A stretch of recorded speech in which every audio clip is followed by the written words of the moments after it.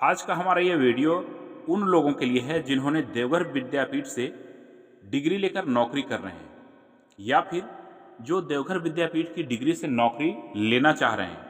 जिन्होंने नौकरी कर रखी है वो हमेशा परेशान है कि नौकरी हमारी बचेगी या जाएगी, और जिनकी नौकरी नहीं लगी है वो हमेशा परेशान है कि हमारी नौकरी लगेगी या हमारा जो हमने शिक्षा अर्जन की है, जो प्रमाण पत्र हमारा हमें दिया गया है वो वैलिड होगा या नहीं।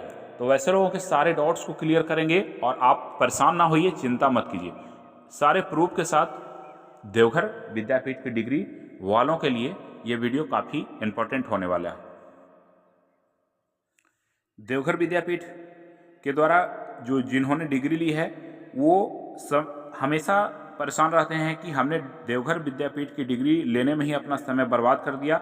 अब इस प्रकार की अनेकों प्रकार की समस्या सरकार के द्वारा इनवैलिड डिग्री करके शिक्षार्थियों को परेशान करने का प्रयास किया गया, लेकिन आज आपको पूरी तरह से आश्वस्त कर देना चाहेंगे। आप निश्चिंत रहें, आपकी परेशानियां, आपका टेंशन ख़त्म हो गया है।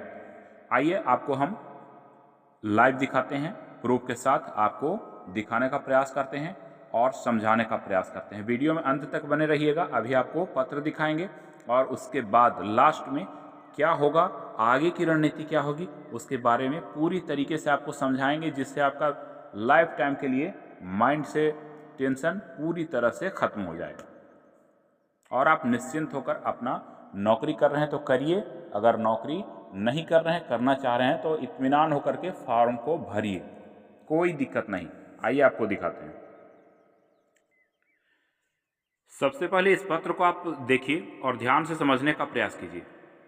ये लेटर 15/6/2023 का है। ये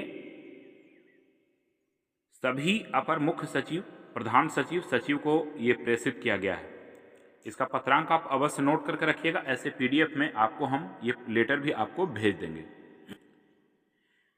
इस पत्र को किसने प्रेषित किया है? प्रवीण कुमार टोप्पो सरकार के सचिव हैं, उन्होंने इन पदाधिकारियों को दिया है। इसमें ध्यान से समझ लीजिए कि क्या लिखा है, विषय को अध्ययन कीजिए, वीडियो को छोड़िएगा नहीं, पूरी तरह से समझ लीजिएगा, जिंदगी भर काम आएगा।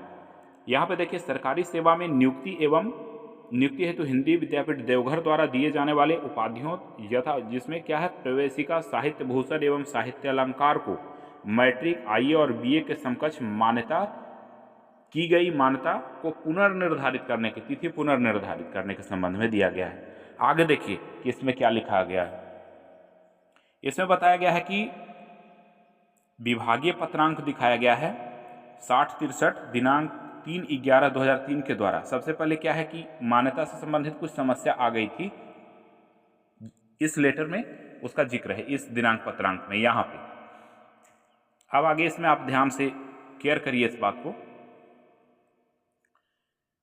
एवं प्रशासनिक सुधार विभाग बिहार सरकार पटना के पत्र संख्या इतना देखिए दिया हुआ है, और जो हिंदी विद्यापीठ देवघर द्वारा प्रदत्त उपाधियां प्रवेशिका, साहित्य भूषण एवं साहित्य अलंकार को मैट्रिक, आईए, बीए के समकक्ष अस्थायी मान्यता देने से संबंधित है। ये पत्रांक यहाँ पे वो संबंधित है को झारखंड राज्य में लागू रहने का निर्देशित किया गया है। अब यहाँ आप आगे देखेंगे कि फिर से पत्रांक 1863 और दिनांक 26/2/2015 के द्वारा हिंदी विद्यापीठ देवघर द्वारा दिए जाने वाली उपाधियां वही प्रवेशिका, साहित्य भूषण एवं साहित्य अलंकार को मैट्रिक, आईए, बीए के समकक्ष अस्थायी मान्यता दिनांक 26/6/2014 तक दिया गया था, निर्णय लिया गया था। साथ ही यह निर्देश दिया गया था कि हिंदी विद्यापीठ देवघर से प्रदत्त उपाधियों विषयक जो भी प्रमाण पत्र थे, अब किसी भी प्रकार की नियुक्ति और प्रोन्नति में मान्यता उसकी नहीं दी जाएगी। अब आगे इसे और देखें। इसी के क्रम में एक और पत्र निकलता है जिसका पत्रांक है 4786 दिनांक 1/6/2015। उसमें फिर से स्पष्ट किया गया है कि 26/6/2014 के बाद सरकारी नियुक्ति अथवा प्रोन्नति में विद्यापीठ की डिग्री जो है किसी भी प्रकार की डिग्री को मान्यता नहीं दी जाएगी, चाहे वह 26/6/2014 के पहले भी क्यों ना लागू किया गया हो। उसके बाद अब विद्यापीठ के डिग्री धारकों ने न्यायालय का शरण लिया और उसके बाद अब फिर से आगे की प्रक्रिया क्या होती है उसे समझिए। अब आगे यहाँ देखेंगे कि माननीय झारखंड उच्च न्यायालय में हिंदी विद्यापीठ देवघर द्वारा प्रदत्त उपाधियों प्रवेशिका, साहित्य भूषण एवं साहित्य अलंकार की क्रमशः मैट्रिक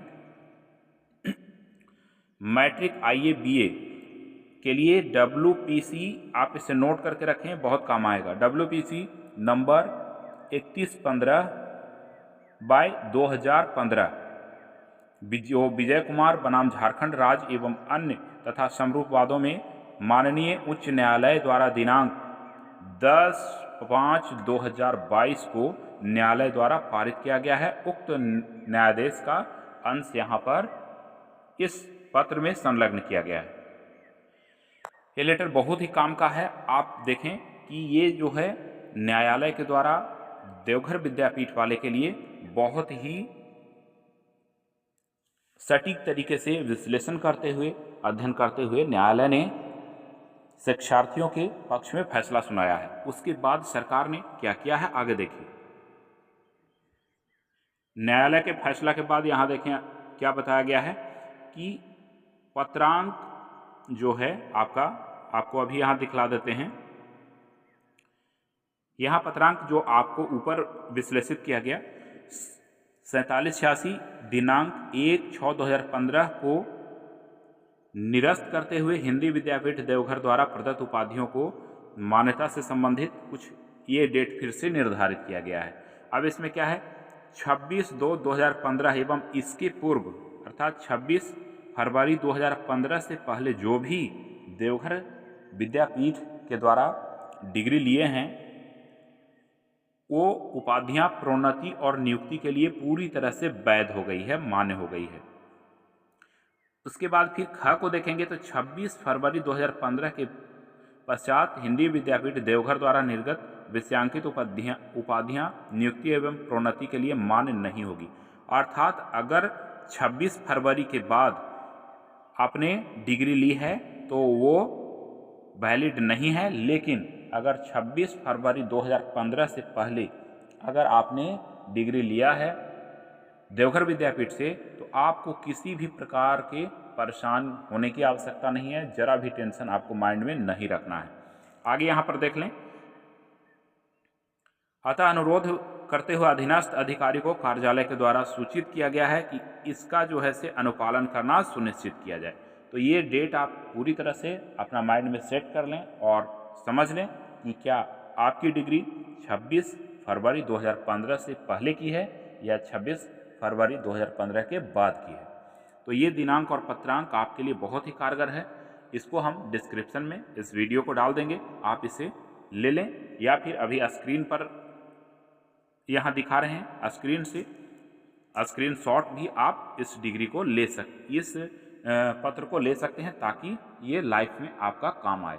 अगर इसके आधार पर आपने नौकरी की है या नौकरी करना चाह रहे हैं तो ये पत्र आपके लिए हमेशा कारगर साबित होगा। अगर इस प्रकार के पत्र आपके हाथ में नहीं होंगे तो कभी ना कभी आप परेशान होते रहेंगे, क्योंकि आपने देखा होगा कि कई बार देवघर विद्यापीठ की डिग्रियों के लेकर हमेशा परेशानियां सरकार के द्वारा इधर से उधर किया जा रहा है, मान्यता होगी नहीं होगी, होगी नहीं होगी।